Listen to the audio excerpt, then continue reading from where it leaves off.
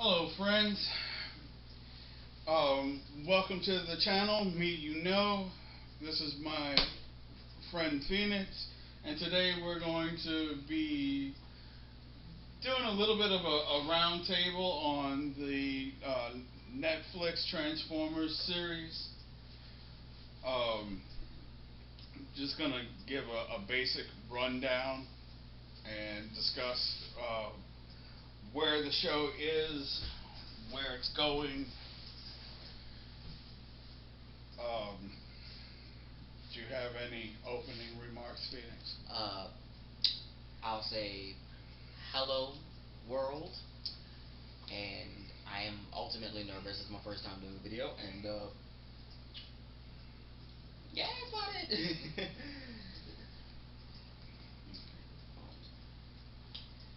But let's see. First thoughts on this show?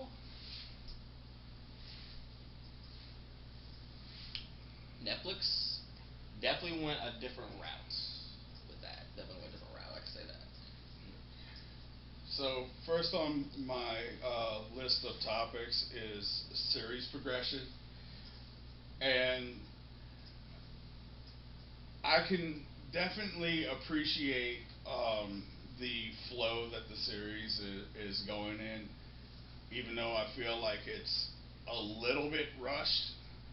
Um, the quality overall is definitely there, but I've noticed that they're at least attempting to do in just a few seasons what has previously taken entire series. Um, like the fall of Cybertron, um, the conquering of Earth, return to Cybertron, and then Beast Wars. Um, in the past would have all been their own separate franchises. But I'm actually happy that Netflix is choosing to represent all of that. But I feel it's a little bit rushed. Yes, I do have to say it is a bit rushed because it you don't you don't really get attached to characters that weren't there since the beginning. You don't. Like as we've seen in Kingdom, you you know they're there. They say a good couple lines. I think the most memorable one of the entire group would have to be Dinobot, and even then he didn't get much life either.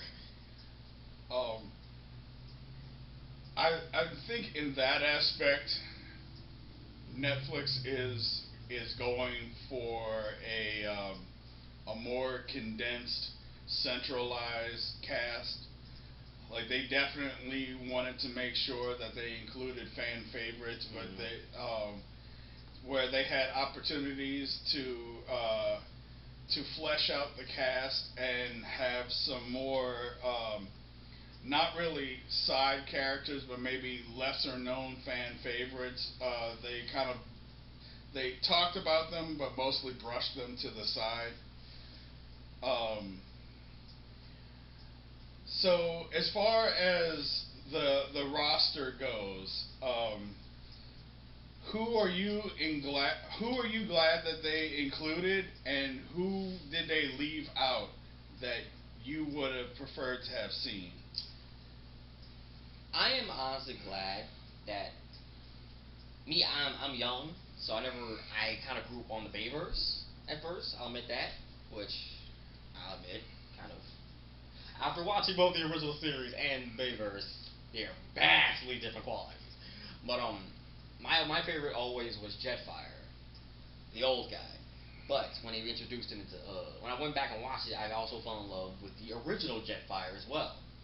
And when they brought him back, when I first saw it, I was elated. I was having a blast just watching him just do things. And I was actually appreciated that like they re- they redeemed his character in the way that most of us older fans would actually appreciate. And for characters I would have loved to have seen, honestly, again, this goes back to Kingdom. I would have loved to saw Silverbolt because his whole dynamic in the series definitely made me. I honestly want to see him win, no matter how much his kind of aspect of speaking kind of annoyed me a little bit. I always wanted to see him win, and when he found love with Black Arachne, completely, I was one of those kids shipping hard. I shipped for life. Um, I can't really say that there's anyone quote missing. Um, I I would say that I would like to see an appearance of more neutral characters, um, not necessarily faction neutral, but more like they don't really see a point in the war. Um, like Perceptor, um, which would have been a character that would have been before your time. Um, because did he want the Autobots to win? Yes, but he was more about science. Um, then there's also Lockdown, who was technically neutral. He was definitely his own bot. Um, he was more about the bounties on specific Transformers than he was about choosing sides. And then finally, um, I would have liked to see. Um, Maybe you can help me here. The Guardians. Omega Supremes race of people. Maybe is it was the keepers of the peace that they were like above. They weren't Autobots, but they were like above yeah, they were the above, Autobots. Yeah. Name notwithstanding, but I would also have liked to have seen the Decepticon Justice Division. Oh yes, yes. And which it may still be yet to come. But Yes. Also, there are a couple people that before I met you, I didn't know about the Justice Division, honestly, and so I went back and looked at it myself. Um, so including them, I understand could have been a little bit harder for people to actually like, unless you're like a diehard fan that actually was around back then. And I know they're trying to appeal to a new audience with this new Netflix adaptation. Absolutely, and Yeah. and that's one of the things that I appreciate about this series is it's accessible to everyone. You can come into this series as a new fan and appreciate it, or you can essentially revisit your childhood as an older fan and still appreciate it just as much. Yes. Yeah. Because me, I was honestly at first I was hyped for this show. I'm not gonna lie. I was like, oh, hold up, Transformers. They already got my money. That was my kind of my situation there.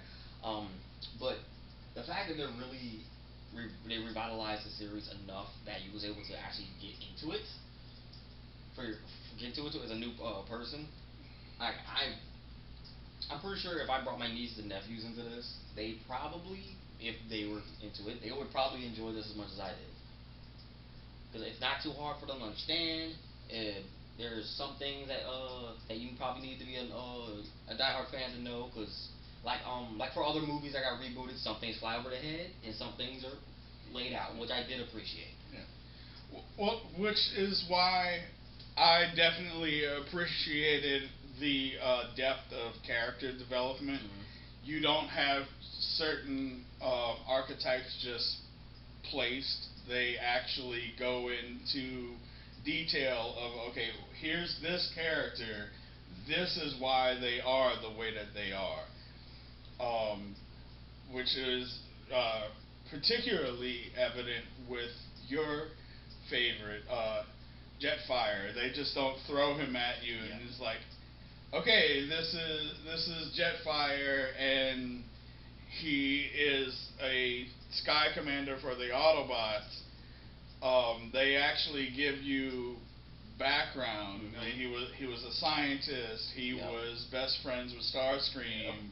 Um, he's opposed to the war. He started out as a Decepticon, which the original um, 84 series touches on a lot of those things, but not nearly in the same depth as the Netflix series. Yeah, definitely. Like all the characters actually had their own form of originality. Like Bumblebee for this. Like the fact that he was part of a neutral faction of people that just wanted, like, yeah, if you pay me enough, I'll help you, but I'm not about to be in this. This is not my war. Yeah. Okay. Bumblebee was definitely 100% just living his best Mhm. life Mhm. until he was basically dragged into Yes. the war. Yes. That also does bring a question. What was your thoughts on the um the Alpha Trion? Dang it. Basically, the magical index that got placed inside of his brain.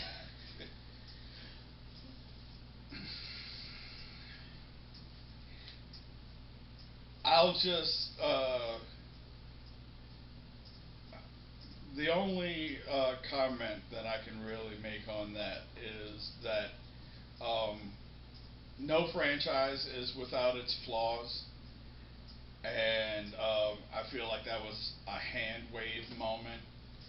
Like, we don't know how to explain this, so it's just a magical feature that the character just coincidentally has, and we're not going to do any more explanation beyond that.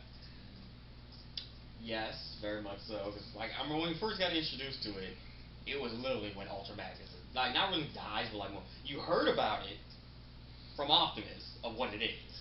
You don't know what it does, what it's supposed to do, until it's given to Bumblebee. And I'm like, okay, I'm like, you know what? It's probably something I don't know about, and if it's new, then it's new. I just hand wave that off my memory because they don't bring it up until 2 seasons later for like the one conversation. So like, that was some hand wave stuff they brought in for that one just to get him to join the war. So, outside of the roster, how do you feel about storylines and plot development? Storylines, I say they line up pretty well. They do. Development, like we said before, it is rushed. It really is. Some of the things, like I said before, if you weren't there from the very beginning, your entire place in the series did not make sense. Like, that's the one thing I definitely have noticed. It didn't make sense. Like Skylinks. Like, yeah, I'm everyone from history knows that Skylinks was that guy. He was that guy. But the fact that he wanted the Matrix for himself, and then he got stuck in the dead universe for all this time, and he's just there with no form of escape. I personally appreciate this plot development. Even being a back in the day fan since day one, Mhm. I appreciate this plot development more because they give more explanation to a lot of things, and instead of saying, so this took place and that's just the way it is, there's more representation of both sides of the coin. Oh yes, yes. Um, uh, and maybe I'm sure someone watching this later is going to get in the comments and they're going to be like, "No, you're wrong." But it wouldn't be YouTube if they didn't. Well, so I know you're gonna be telling me I'm wrong for like half of this video. But uh, I feel like this series does a much better job of explaining why things are instead of just throwing you into the mix, and it's basically um, it's pounding into your head. Okay, Autobot good, Decepticon bad, and they don't really flesh that out. Later on, after they realized that the franchise was gaining momentum, then later they're like, oh, well, don't you remember this thing that Optimus did, or this thing that Megatron did, and that's why we're fighting with each other, or we had this disagreement, and I feel like like from Megatron's point of view, it's like I feel like Optimus made a stupid decision, and that's why we're beefing now. But like it felt more like an afterthought, where in this series it's more like, okay, so Cybertron is dying. They need to save it. You have Megatron on one side of the war, wants to do it through conquest. And Optimus wants to do it by harvesting Energon, but they definitely have two different. They have two different points of view on how they should go about saving the planet of Cybertron. But it's not just oh well, I should make everything into slaves, and I think I should preserve life. They have very well thought out idealisms that they follow, and but at the same time they give a deep representation of what that means to both leaders, and they kind of play devil's advocate in the fact that they don't leave anything to the imagination. They represent both sides of the coin very well, to the point where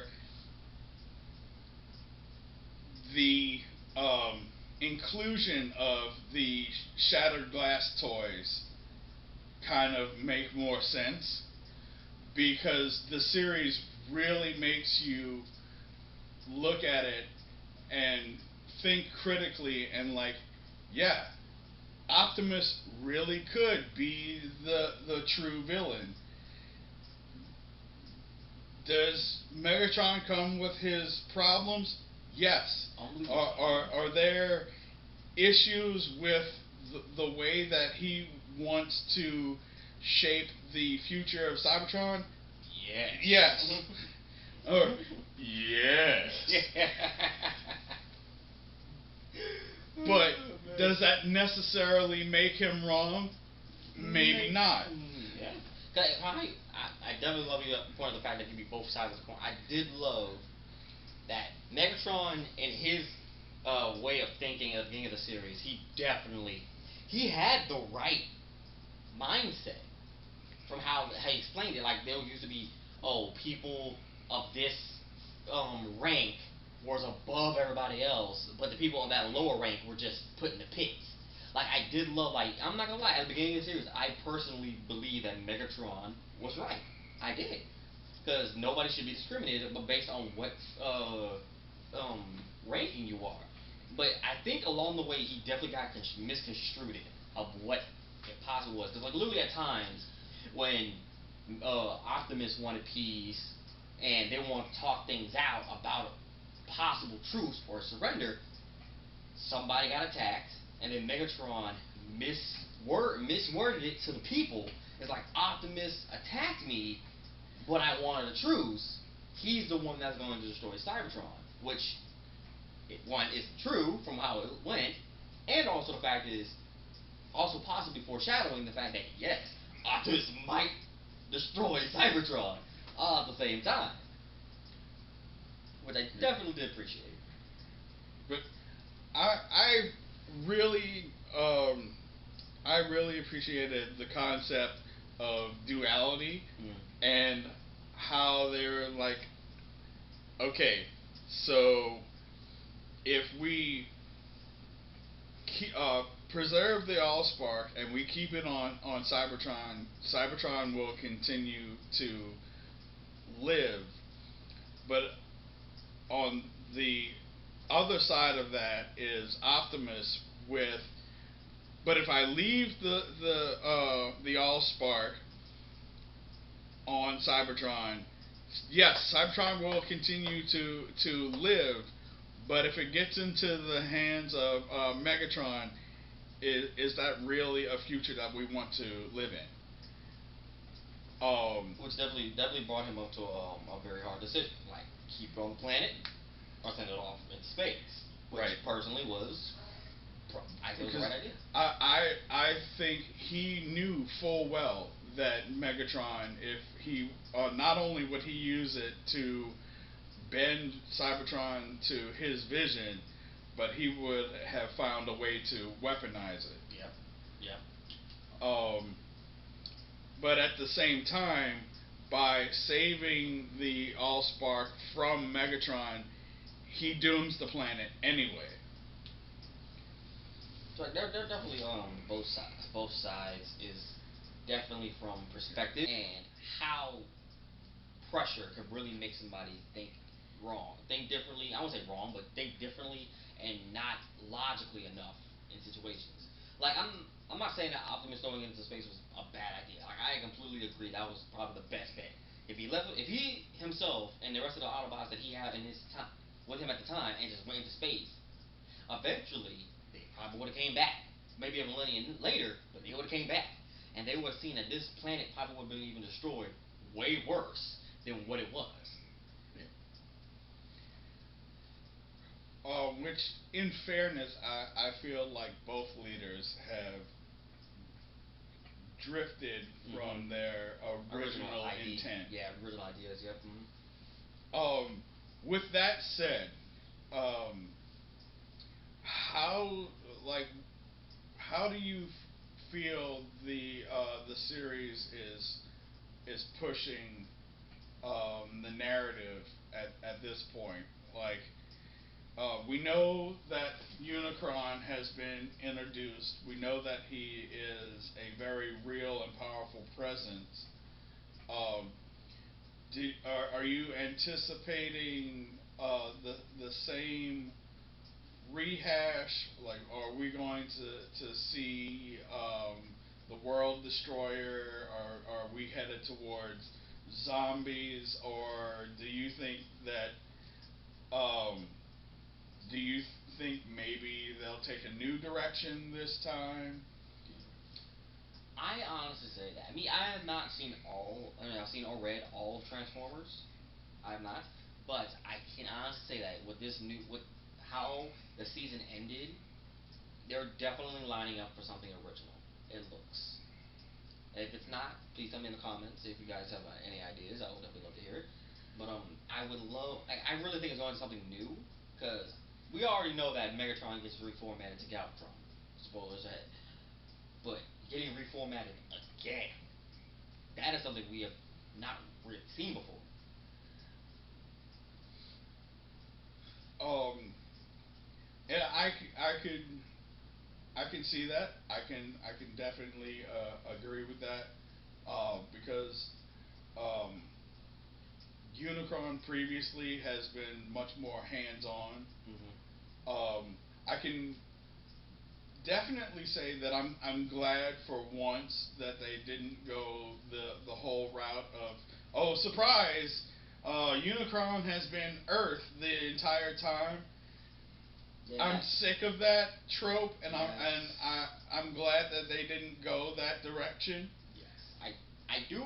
When I first saw it in, I think it was Transformers Prime that did it first, if I'm not mistaken. It was original. I thought it was pretty interesting, and I liked how Unicron's mindset was. This is my body, and they're insects. I'm going to kill them. Which, in if you see it from his point of view, is true. We mine his fields. We have buildings built all over him. Like we can see from his perspective how it is. But when then as soon as Michael Bay did it, and then there was comics about it, it got redundant, and then it got really annoying to just sit there and hear about it again and again and again. So previously, um, Unicron has always been a lot more hands-on. Mm-hmm. He has his heralds, Yes. Galvatron and Nemesis Prime, um, or he's even sent avatars of himself Yep. in the past. Yep. Um, but I feel like if that was the direction that they were gonna go, um, they'd have done it by now, especially with the trend that they're doing with the rest of the series, Mm-hmm. um, where it seems to be a more condensed version of the storytelling. Um, uh,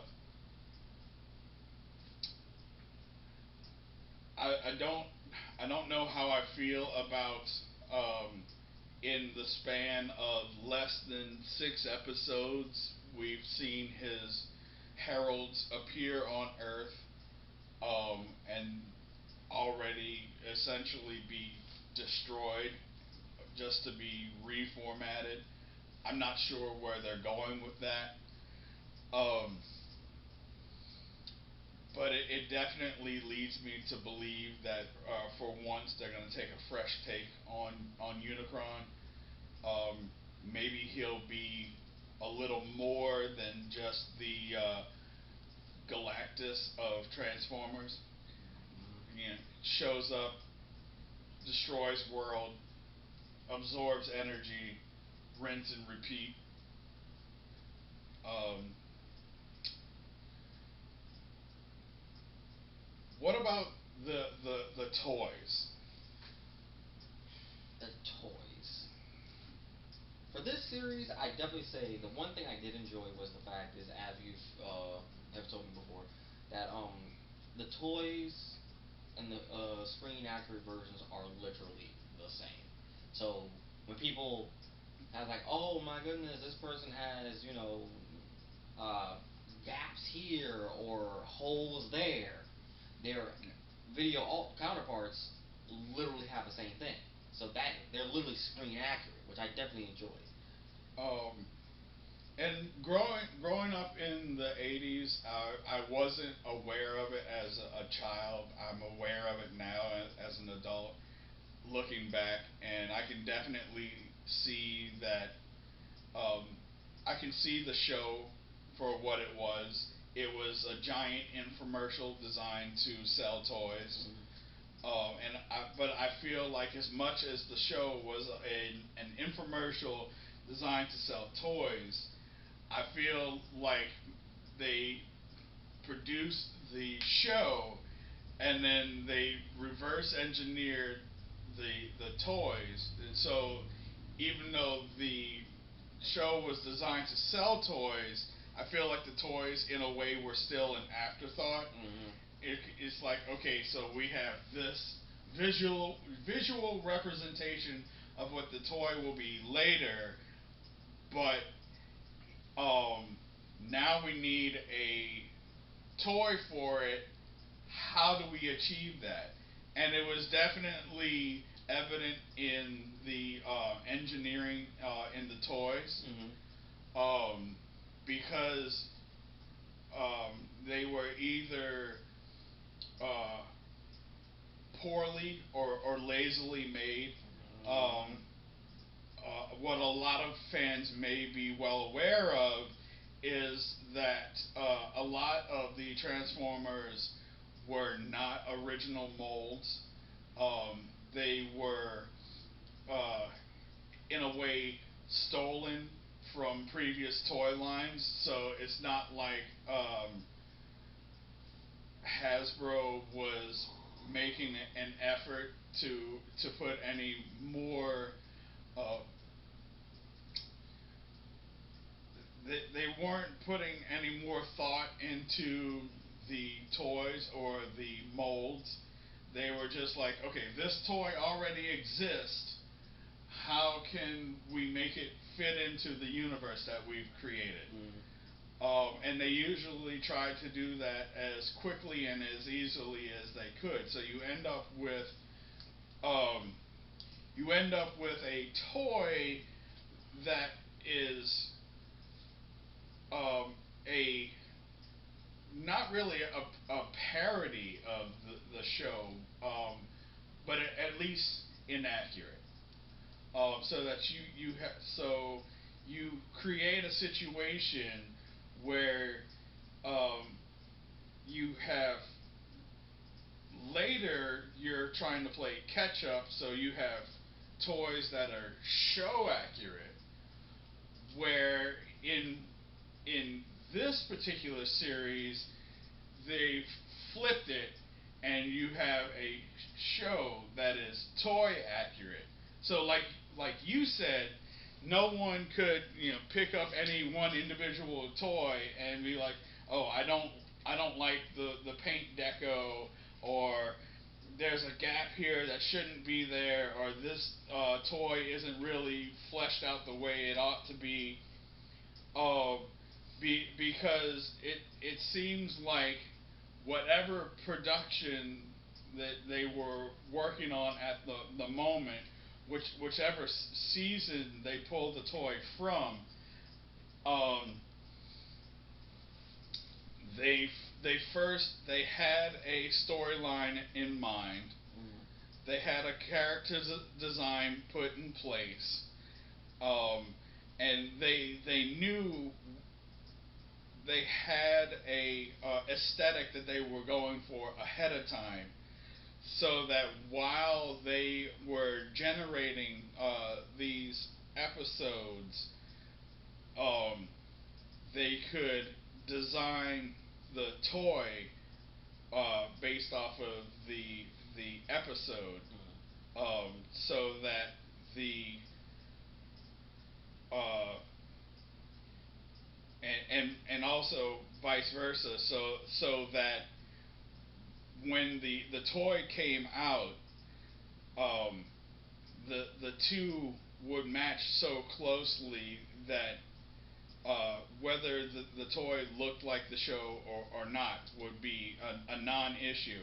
And I realize that there's still going to be collectors out there that they're going to look at it and be like, no, this is wrong, or no, that never existed, or this panel line should be more over here, or because no one is ever really satisfied. Yeah. But I think overall that these toys are probably the closest approximations to their screen representations that we've ever had. Oh yes. Oh yes. I completely agree. Um, these toys have definitely given the option to give kids these days, like the 6, 7 year olds are all watching this and actually enjoying the show, the chance to live how people of an older generation did. Like, oh, this toy looks almost exactly, or is exactly like how it is on the show. And you can just pick it up and like, oh snap, look at that. And for me, when I was growing up, I grew up on Transformers Cybertron from the Unicron trilogy. And for me, from my experience, when I was 6, 7 years old, and I finally got that first Transformer, what made me really love Transformers back then was the Cybertron trilogy. And from that, because literally how they did it on the screen, they literally showed the transformation happening in sequence, like very slowly enough. And if you actually watch the whole thing, they did it enough times that as we went to the actual store and bought a figure like that, you can literally sit at home on Saturday morning, watch Transformers, and just watch them change, and you can literally do it in your hands, and it was accurate. It wasn't perfect, but it was accurate, which I did appreciate. And from this series, they kind of do it, but it's still story driven enough that hey, if you really want to be that person that's like rewind it a little bit and do it, you have the option. Because like I know you've seen a couple times in Optimus in the beginning, you literally see him change forms, and from the toys I've seen online and the ones I've watched change, they change basically the same. I kind of feel the same way. I feel like these toys and the way that they transform is very series accurate. Um, and that's one of the things that having a mold that Mm-hmm. is based off of the show and a show That's that based is on. toy accurate Mm-hmm. lends itself to the ingenuity of the figures. Um, because first of all, the level of detail is great. Um, these are basically uh, these are the toys that I wished I had as a kid because the level of detail is there. Um, the paint jobs are correct. Mm-hmm. Um, they transform the way that they do in the show. Uh, the the level of transformation is also um, it's spot on, and it's it's a detailed enough transformation that you really feel like you could have just pulled this out of the show and